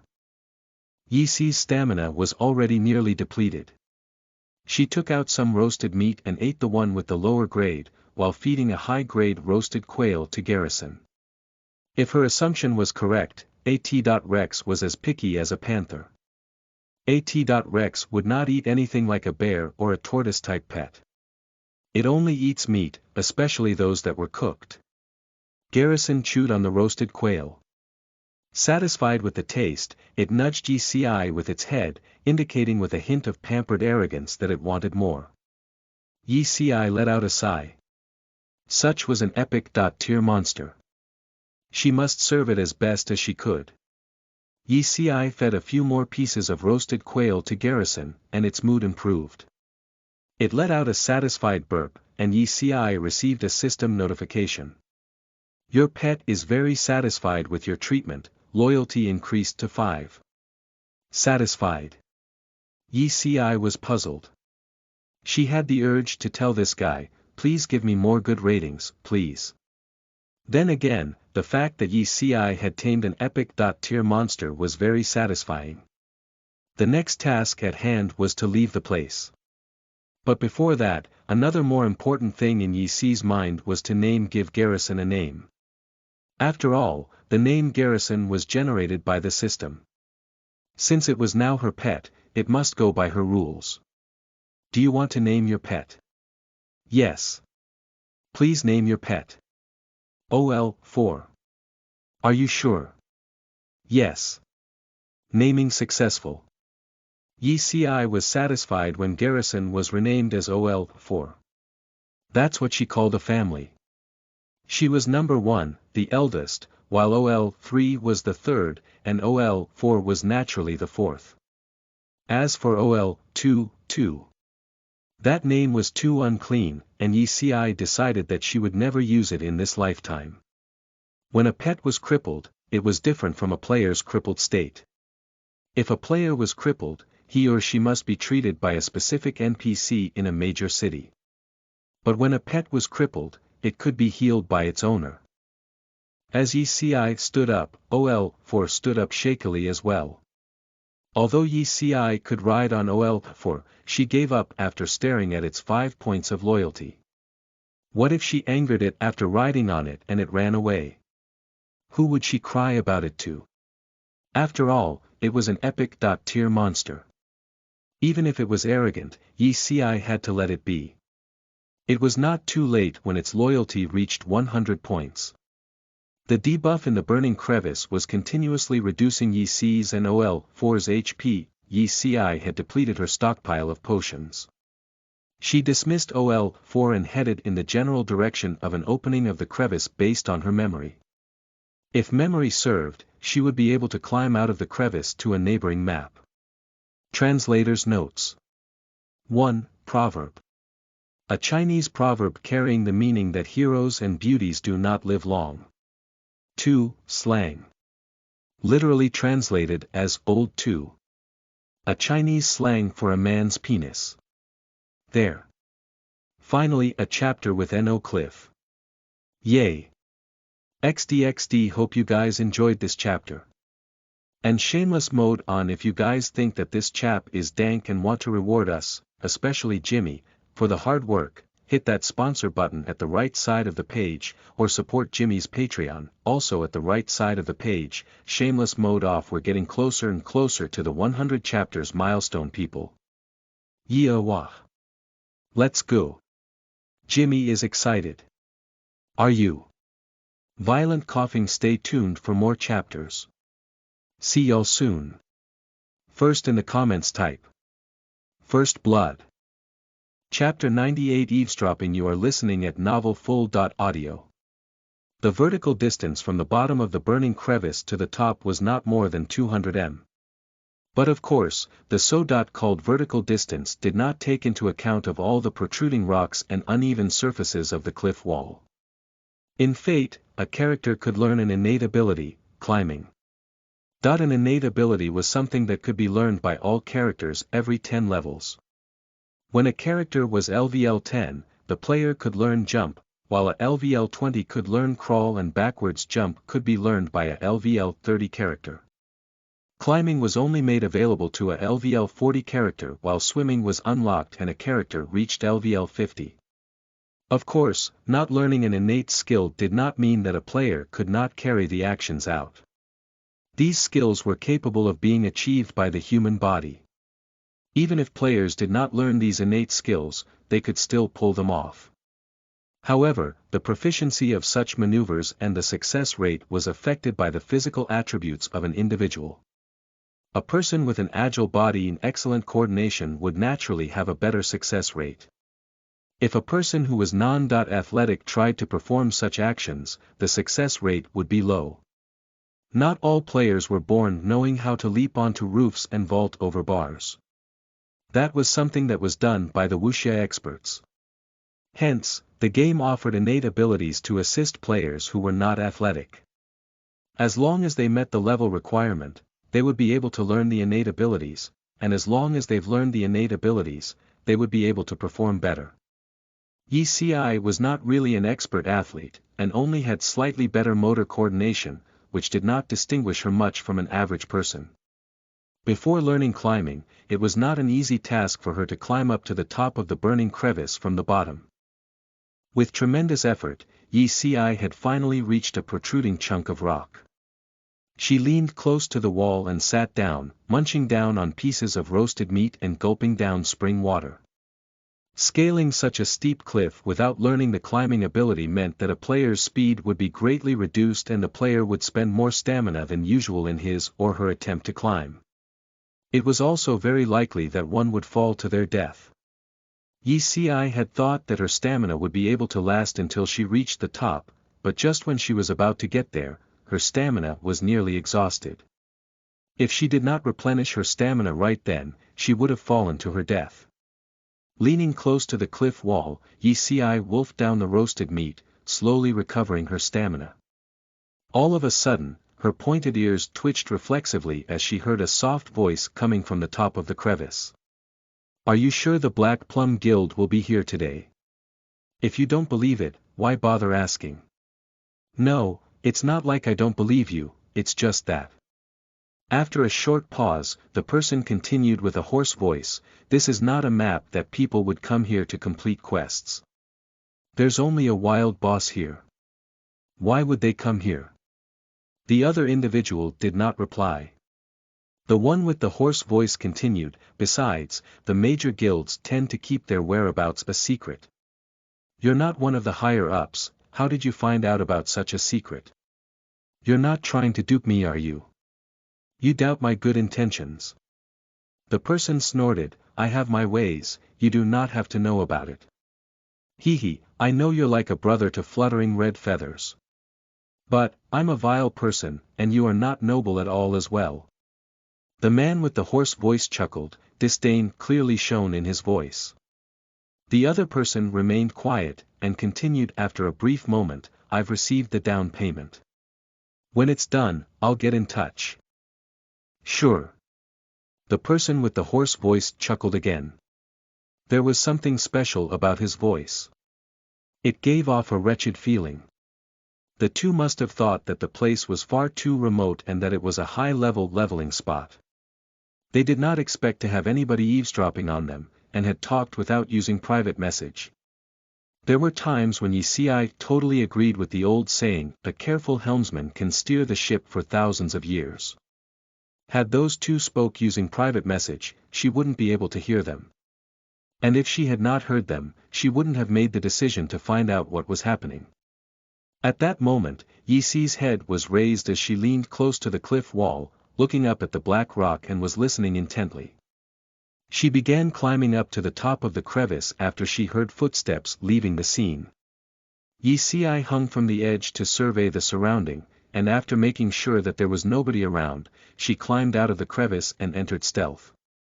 She then headed to the direction of where the footsteps were moving to. Yi-Si was not a curious person.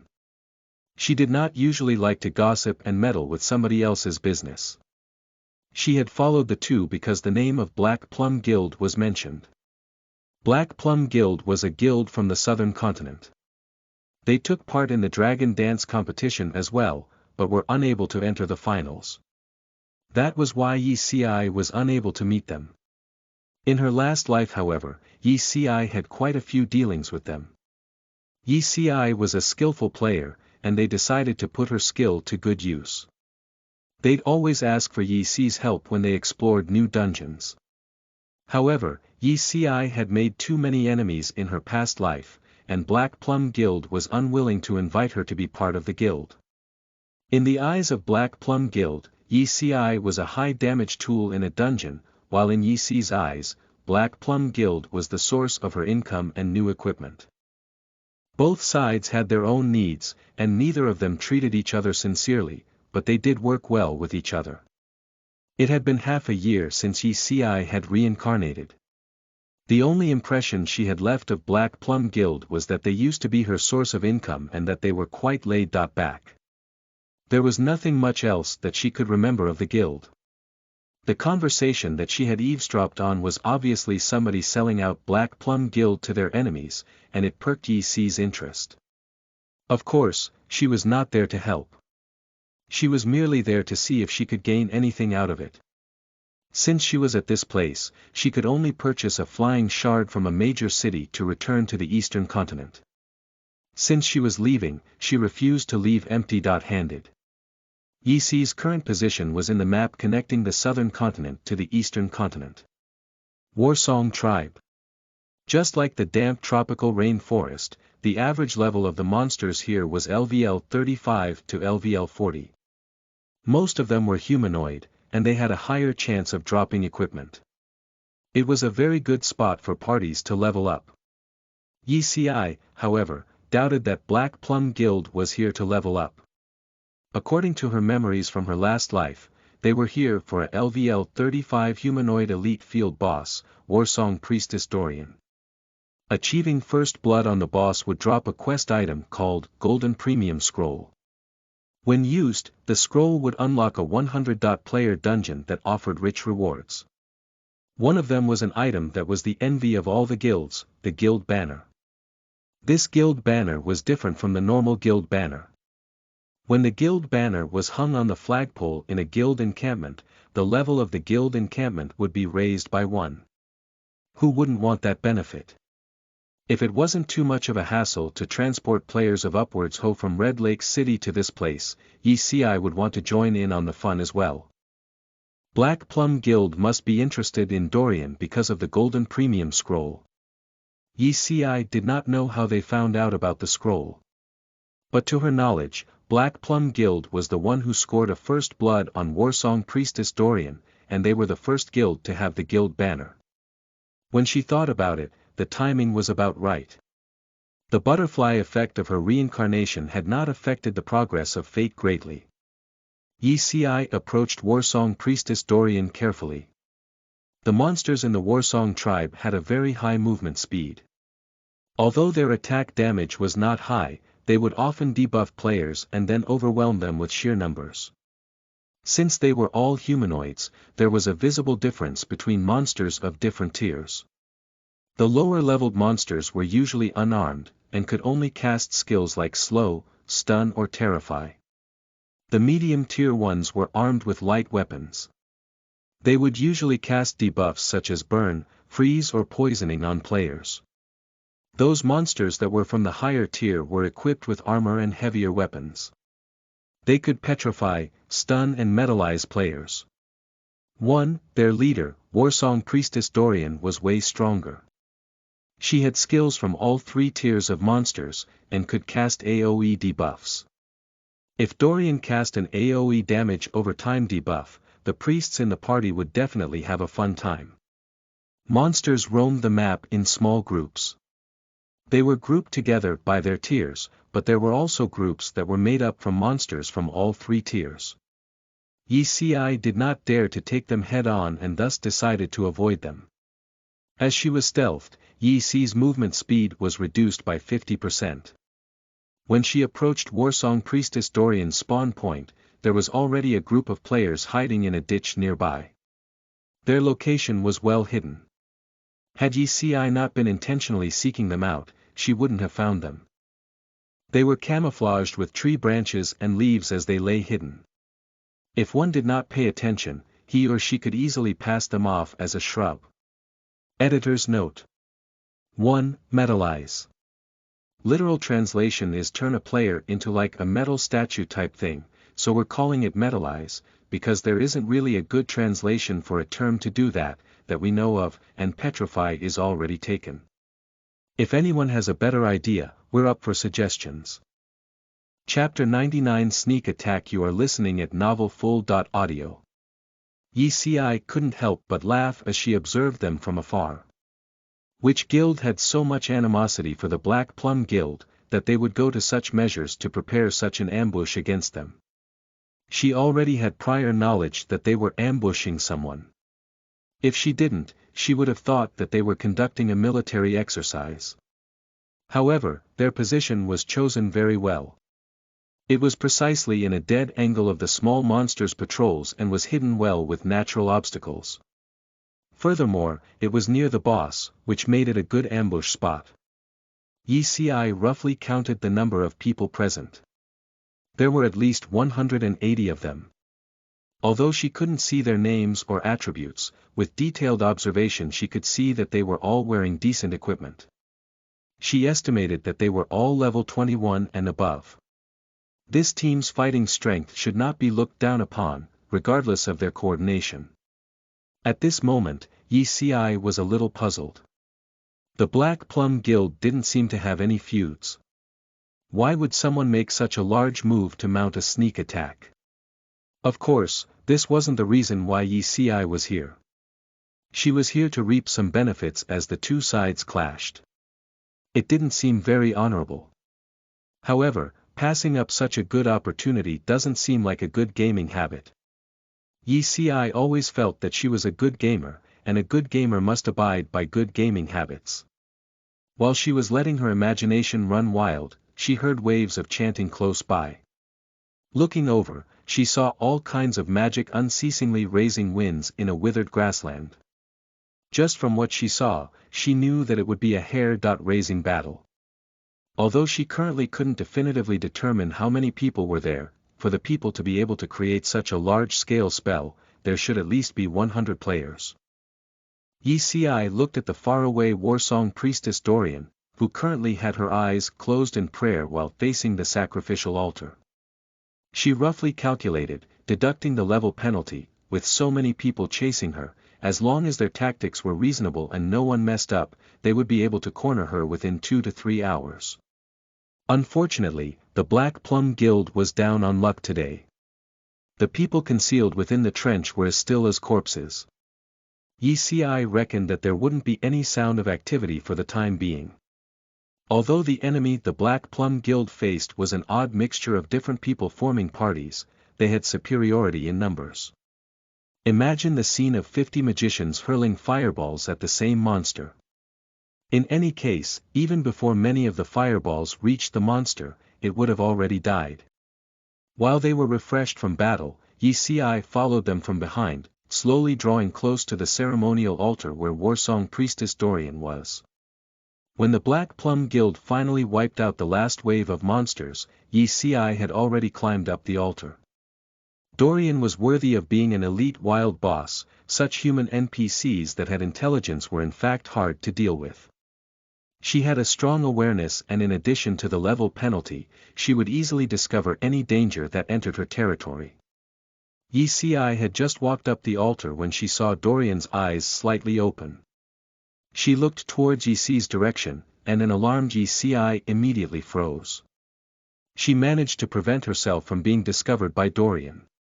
However, Dorian was still tensed as she gazed at Yi Si's direction for a while before turning her head back and silently continuing her prayers. Dorian was dressed in a red robe, holding a very flashy staff. On top of the altar she faced was a gold chest. Golden treasure chest. Yi Si's eyes brightened. With the New Year's patch, there was a line which stated that in each large map there would be many treasure chests appearing and there would be many treasures within the chests. However, there was one thing that only Yi Si knew. That was that although these treasure chests would repeatedly appear, for gold and above treasure chests, only the first opening would bring about good items. Although opening the chests afterwards would still reward considerable experience and gold, the rate of good items would be greatly decreased. Golden treasure chests would give off a special light. However, this light could only be discovered if one was within 10 meters of the chest. Clearly, the Black Plum Guild and that mysterious guild would currently be unable to discover this treasure chest. Yi Si suddenly felt that her luck was still decent. At the very least, she could have such an enormous find. A golden treasure chest being guarded by a Dorian who had not been first-blooded. Heh! The people from the Black Plum Guild were all situated more than 50 yards away from Dorian. That was the boundary where they wouldn't disturb Dorian. If they moved forward any closer, Dorian would notice them. They stood in their positions, listening to instructions from a barbarian right at the front. Yi Si recognized this barbarian. He was the Black Plum Guild's leader, Fluttering Red Feather. The Black Plum Guild was the third-ranked guild in the South Continent. They were well known for their collective strength, as well as Fluttering Red Feather.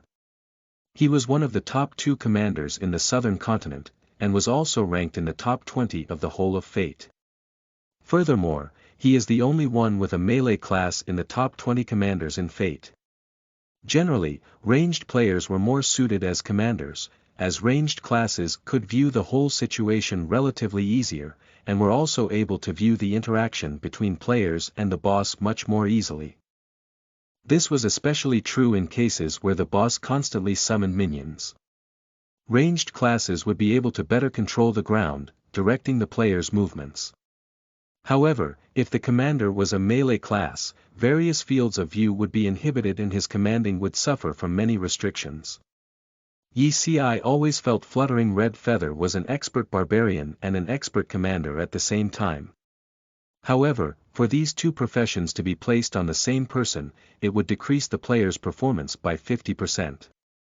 That was why although Fluttering Red Feather's leadership was very famous, he was always ranked outside of the top 10.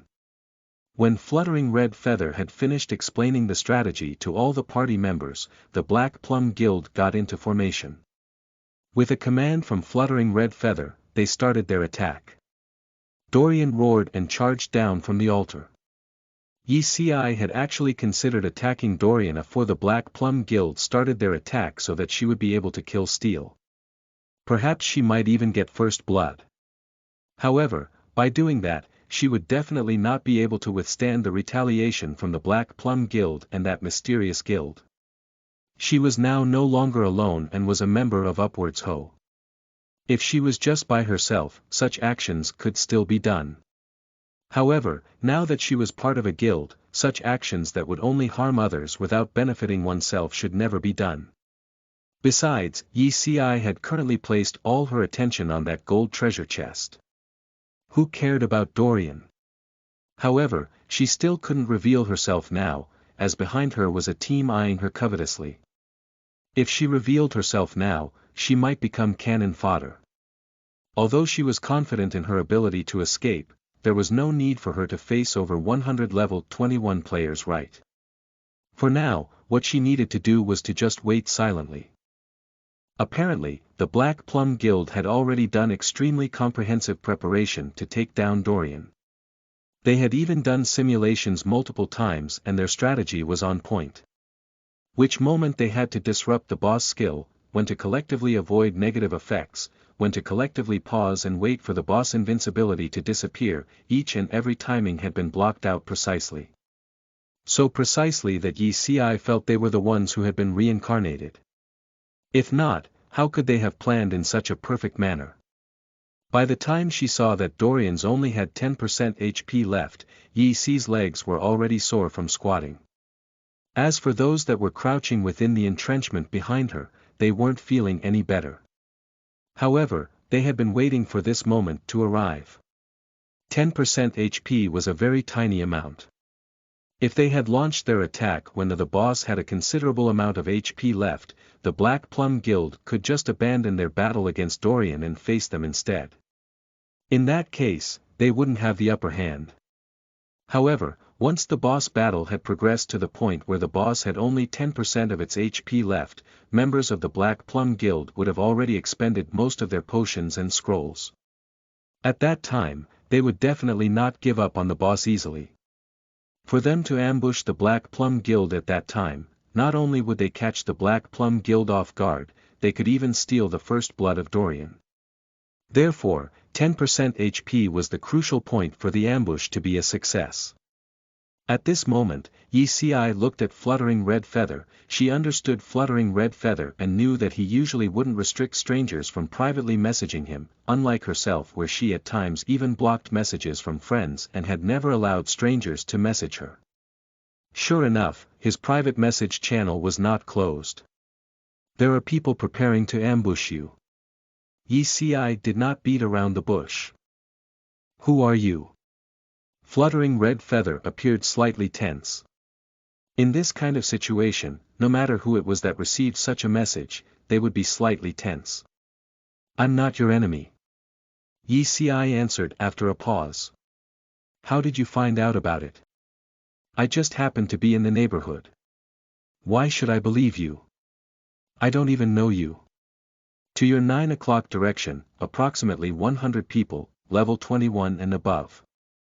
Yi Xi wasn't interested in playing senseless guessing games, immediately closing the private message window after she finished saying what she wanted to say.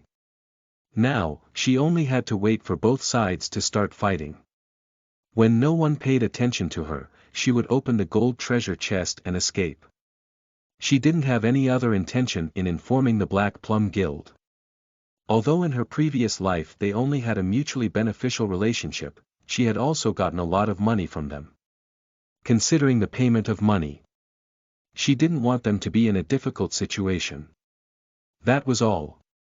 Fluttering Red Feather clearly hesitated at Yi Xi's words. However, he ultimately still held the mentality of caution was better than regrets, as he adjusted his troops. Just as he finished adjusting his troops, he heard a shout of "Charge!" Following that, he saw more than 100 players advancing toward the direction of the Black Plum Guild. Yi Xi seized the opportunity to quickly reach the side of the gold treasure chest, extending her hand to start opening the treasure chest. Luckily, this treasure chest wasn't locked. Opening the treasure chest, 3%. 17%. 78%. The time needed to open treasure chests varied according to the chest's rank. For example, a gold treasure chest needed 20 seconds to open. Taking advantage of this time, Yi Xi looked into the distance. The two troops had already clashed, spells, sword light, heals and all kinds of techniques were mixed together. This actually allowed the overgrown map of the Warsong tribe to be unusually lively. Chapter 100 Fluttering Red Feather. You are listening at NovelFull.audio. Black Plum Guild's situation instantly became dire as they needed to take on the boss and 100-something players at the same time. Fortunately, other than the MT, the warriors of Black Plum Guild reacted fast enough and began protecting their clerics and ranged players. Although they were still under attack by ranged enemies, they were still relatively safe. This, however, did not give Black Plum Guild any advantage. In the span of 10 seconds, quite a few of the guild's ranged players were dead. Yi Si's gaze returned to the golden treasure chest, which had been successfully opened. In the chest there was a LVL 30 blue-grade priest gauntlet that gave additional divine damage when donned. It was the perfect equipment for priests with a damage-dealing playstyle. There was also a decent ranger's belt in the chest. Yi Si would have equipped the belt if it were not for her venomous scorpion set. A skill book lay at the bottom of the chest. It was a very old skill book that was made out of goat skin, with a totally unremarkable look. But when Yi Si read what was written in the book, she was thoroughly surprised. It was a skill book for disguise, a skill shared by hunters, rogues and rangers, that allowed a player to blend in with his or her surroundings once the skill was activated. As long as the player who cast disguise did not move, he or she would not be discovered. It was strange. This was the skill book that Yi Si had been looking for. She had never expected to come across it here. She literally found it by sheer luck after searching for it far and wide. Without much thought, Yi Si clasped her hands together and used the skill book. She then turned around and prepared to leave.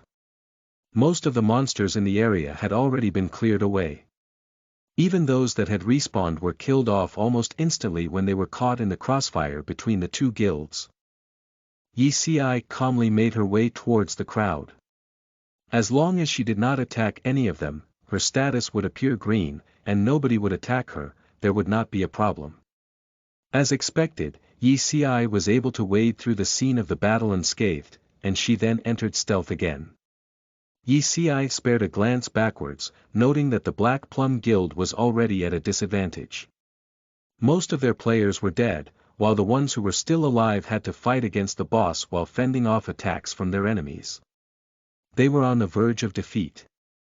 By that time, the main force of their enemy had started to shift their attacks onto Dorian. Despite losing quite a few of their players, they were better off than the Black Plum Guild. Dorian, that was firmly under their control, had only 3% of her HP left. After a brief moment of consideration, Yi Si sent a message to Fluttering Red Feather, "Add me into your party, I'll steal the last hit of the boss for you." Fluttering Red Feather immediately replied, "Who the hell are you?" "Not an enemy." Yi Si answered truthfully. Not questioning Yi Si's answer, Fluttering Red Feather said, "You've hidden your name, I can't add you. You have to apply to join the party." Without much delay, Yi Si immediately sent a party request which was immediately accepted by Fluttering Red Feather. Due to Yi Si's name, the only details he could see about Yi Si was. Of course, it was also due to the fact that he was not of the same continent as Yi Si. If they were from the same continent, he would be able to immediately see Yi Si's name. After joining the party, Yi Si headed straight for the crowd that was locked in battle. She felt awkward herself. Even she did not know why she was helping Fluttering Red Feather out. She had thought it out before joining the fray, but was unable to come up with an answer. She simply dismissed it as her conscience trying to repay Black Plum Guild after making so much money off of them in her past life. Yi Si immediately summoned OL4 after charging into the crowd. Although OL4's loyalty points were not high, Yi Si's exceptional treatment had greatly improved its mood, making it much more willing to obey her commands. Despite being LVL1, OL4 was still an epic tier monster, and its ability to wreak havoc was not something that could be looked down upon. On Yi Si's command, OL4 charged eagerly at Dorian. Stampede, Tearing Bite, Tail Whip and Tremor caused Dorian's HP to plunge further while dealing varying amounts of damage to the players who did not belong to the Black Plum Guild. Tremor, which came with a stunning effect, was especially devastating. Although quite a few of the enemy players were immune to the stun due to the level penalty, a significant number of them were affected by the skill. Yi Si was struck speechless. OL4 was simply too ferocious. It was a shame that he was still at LVL1. If only he was at the same level as her. She wouldn't have the need to lift a finger. OL4 alone would be enough to take care of all the players. The members of Black Plum Guild were no newbies. They were experienced veterans. They were quick to adapt to the sudden turn of events and focused their attacks on the enemy players who were stunned. Within seconds, they'd managed to kill a large number of them. Yi Si's main objective was still Dorian, and of course she needed to constantly heal OL4 at the same time. She was hidden in the midst of Black Plum Guild players so that the enemy could not locate OL4's owner. The situation was entirely different for OL4.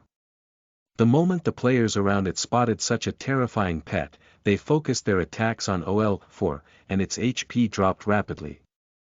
Yi Si was forced to heal OL4 non-stop and eventually dismiss it. Its loyalty points were still too low. If it died then and there, it would definitely run away. The enemy players shifted their attacks back to Dorian once OL4 had disappeared. Yi Si did the same as well. There was nothing flashy about it, it was a contest of damage output. Yi Si boosted her attack with potions and scrolls, and immediately began to attack Dorian. Positioning was no longer an issue. With so many players dead on both sides, the only thing that mattered was to slay Dorian. It had very little HP left anyways. Fluttering Red Feather had been taking note of Yi Si's damage output the moment she joined the party. He was shocked by the amount of damage that she could dish out. It was way higher than what he had expected. Yi Si's assistance in the battle turned the tables around for Black Plum family. They were able to stabilize the situation in both their PvE and PvP frontiers. Dorian's HP was becoming lower and lower. By the time it had only 0.2% of its HP left, Yi Si immediately re-summoned OL4. Like hell she would miss this chance to get experience points for OL4, surely it was easier than her having to kill monsters on her own, yes. Dorian let out a sorrowful screech shortly after OL4 appeared, "This will not end well for you. The god of Warsong will curse you." Then she dropped dead, turning into a huge amount of experience points in the experience gauge of the Black Plum Guild players. The battle, however, raged on.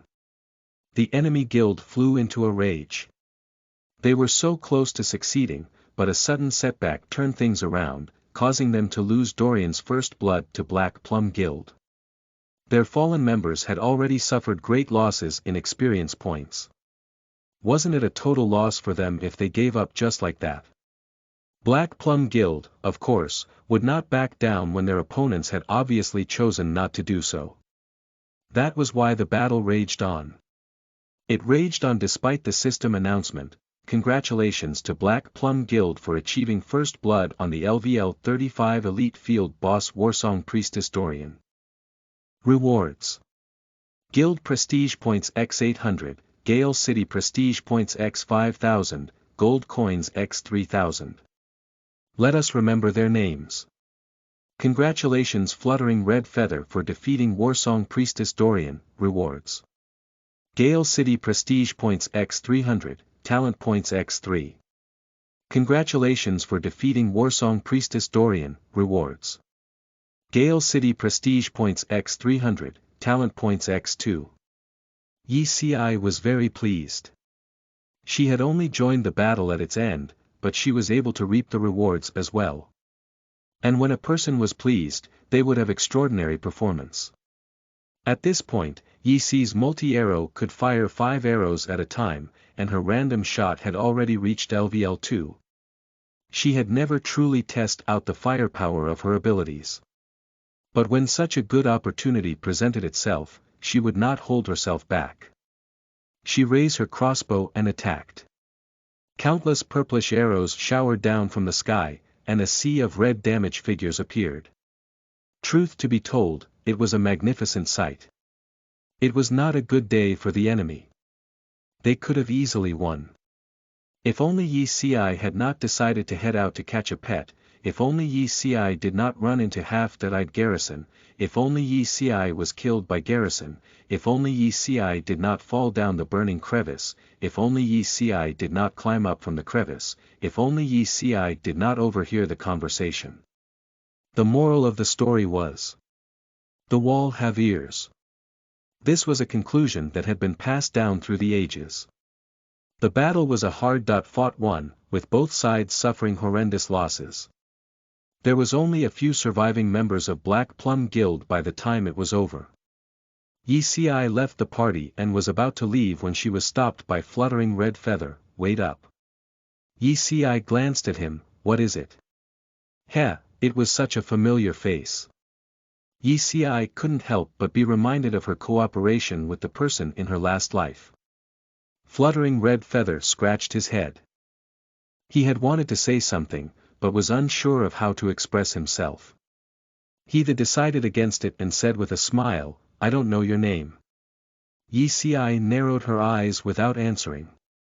After a short pause, she sent him a friend request. Fluttering Red Feather was shocked when he saw her name. You are. Yi Si held up a hand, and Fluttering Red Feather was able to understand what she meant. He chuckled, I should have known. Not many could obtain random shot at this stage of the game. See ya. Yi Si summoned her little red horse and smiled at him, bidding him farewell. Are you going to Gale City? Our guild encampment is in the city. Fluttering Red Feather summoned a horse as well, after giving orders to his guild members to revive in the city, intending to ride back to the city along with Yi Si. He could have used a city recalling stone like he ordered his surviving guild members to do, but he chose not to. At this point, Yi Si knew that there was something that he wanted to discuss with her. Fluttering Red Feather was a person who would never give up before he could get the answers to the questions he needed answers to, and Yi Si knew that.